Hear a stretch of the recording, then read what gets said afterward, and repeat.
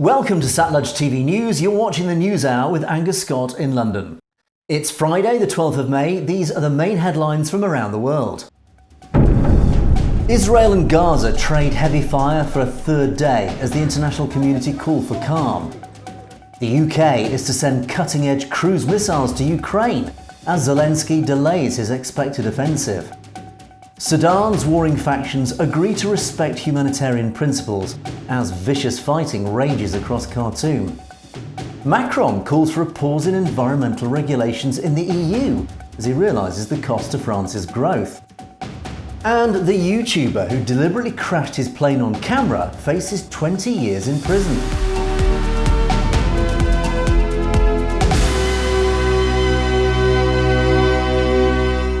Welcome to the News Hour. These are today's main stories in detail. Israel and Gaza militants traded heavy fire for the third day in the worst escalation of violence in months, which has now killed 29 people in the blockaded Palestinian enclave and one in Israel. Airstrikes by the Israeli army since Tuesday have killed fighters as well as civilians, including several children. Gaza militants have fired 620 rockets at Israel since Wednesday, 179 of which have been intercepted by the Iron Dome missile defence system. Cairo is trying to mediate a truce supported by the EU, whilst the US has called for the violence to be reduced. President Volodymyr Zelensky has said Ukraine needs more time before beginning a highly anticipated counteroffensive against Russian forces, as the UK announced in Parliament yesterday a significant package of military aid to the country. Today I can confirm that the UK is donating Storm Shadow missiles to Ukraine. Storm Shadow is a long-range, conventional-only precision strike capability. It complements the long-range systems already gifted, including HIMARS and Harpoon missiles, as well as Ukraine's own Neptune cruise missile and longer-range missions elsewhere gifted. The donation of these weapon systems gives Ukraine the best chance to defend themselves against Russia's continued brutality. Britain's decision will make it the first country to provide longer-range missiles to Kyiv, which has been training a new contingent of forces and stockpiling Western-supplied munitions and hardware. Since the start of Russia's invasion, Kyiv has received more than $150 billion in aid, including $65 billion in military assistance. Sudan's warring military factions have signed a commitment to respect humanitarian principles in their spiralling conflict, but they did not reach a ceasefire in talks described by US diplomats as difficult. Nearly 1 month after the eruption of violence that has killed more than 750 people, injured 5,000 and displaced more than 900 others, the two sides promised in talks in Jeddah to protect civilians, but nothing looks set to change immediately. Diplomats and experts have questioned whether the two sides want peace or if they are more interested in vanquishing the other. In the meantime, the United Nations top rights body narrowly decided to beef up monitoring of abuses in Sudan in a close vote. The move was led by Western countries, with 18 members of the Human Rights Council in favour, but 15 opposed and 14 abstaining.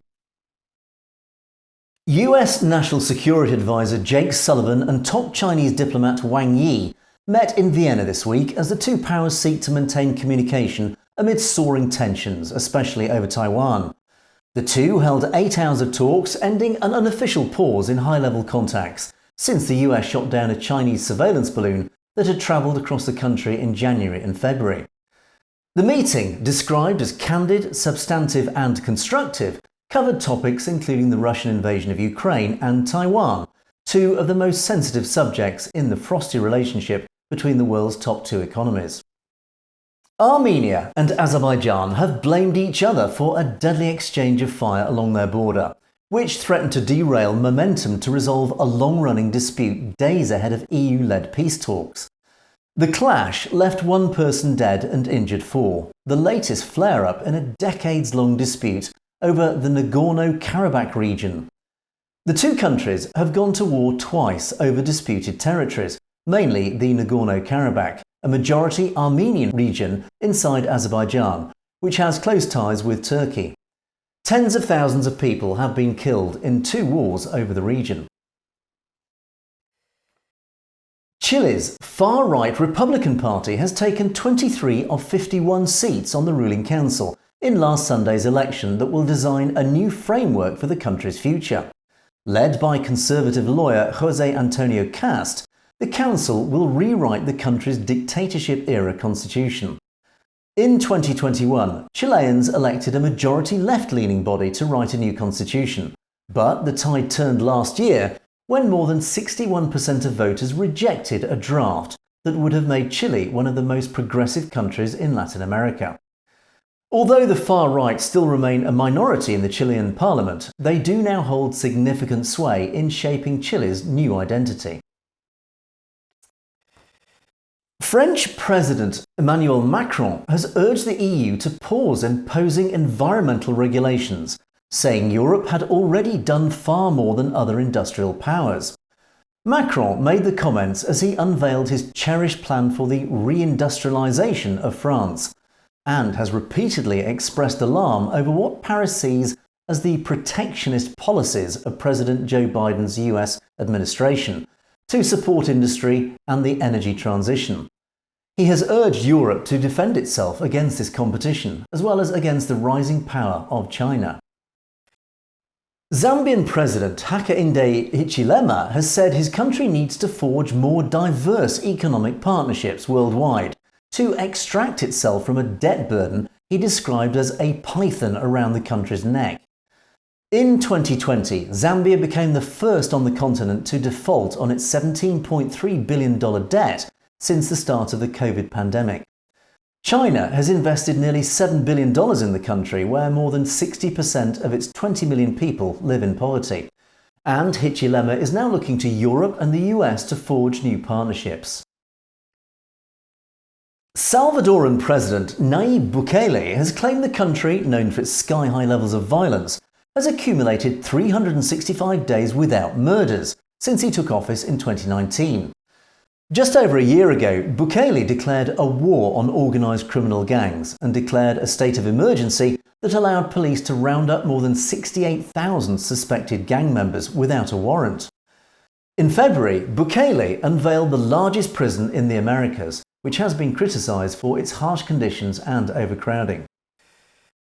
Homes across Peru are being fumigated by the government to eradicate mosquitoes, spreading the dengue-causing virus that has already killed 79 people in the country this year. More than 73,000 people have been infected and 671 hospitalised in the latest outbreak, blamed on the El Niño weather phenomenon. Peru has reported the third highest number of severe dengue cases in the Americas, after Colombia and Brazil, causing it to declare a state of emergency. There is no specific treatment for the disease. And finally, a YouTuber pilot who bailed out mid-air and deliberately sent his plane crashing into the ground to bolster viewing numbers on his channel could be jailed for up to 20 years.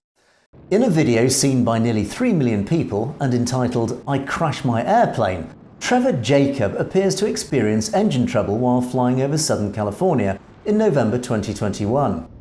The dramatic footage shows Jacob ejecting from the single-engine plane, selfie stick in hand, and parachuting into the dense vegetation of the Los Padres National Forest. After trying to hide the wreckage of the crash and lying about its cause, he is now expected to plead guilty to crimes that carry a statutory minimum sentence of 20 years. And those were some of today's main news headlines from around the world. You've been watching the News Hour on Satellite TV, and you can find more stories in detail on our channel, SatNet News. So it's worth clicking on that subscribe button to make sure you get to see stories as they're broadcast. And don't forget, if you have any comments or opinions on any of our news stories, you can comment below or drop us a direct message at message@satellitetv.com, and we would love to hear from you. In the meantime, thanks for watching. For Satellite TV News, I'm Angus Scott in London.